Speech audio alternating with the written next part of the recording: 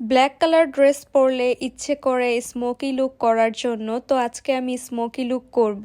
প্রথমে আই ম্যাজিকের প্রাইমারটা ইউজ করে নিয়েছি। আপনারা অনেকেই জানতে চেয়েছিলেন আমি কিভাবে কালার কারেকশন করি। সুইস বিউটির অরেঞ্জ কালার কনসিলারের সাথে আই ম্যাজিকের একটা ডার্ক শেডের কনসিলার মিক্সড করে তারপরে আমার কারেকশনের শেড বানিয়ে নিই।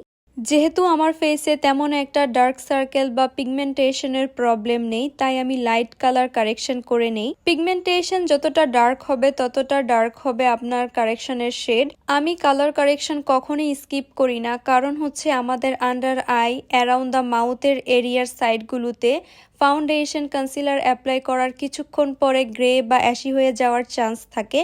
তাই আমি সব সময় চেষ্টা করি কালার কারেকশনটা করার জন্য।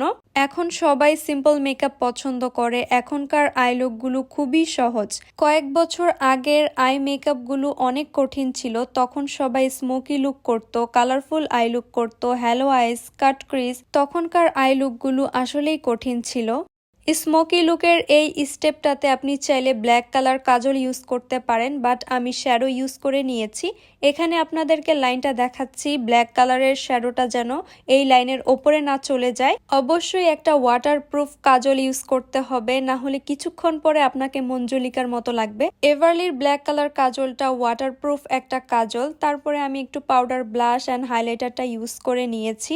ক্যামেরাতে ডার্ক কালারটা বেশি ফোকাস করে, তাই ট্রানজিশন শেডের সাথে ব্ল্যাক কালারটা মনে হচ্ছে ব্লেন্ড হয়নি, কিন্তু সামনাসামনি পুরো আই লুকটা খুবই সুন্দর ব্লেন্ডেড ছিল।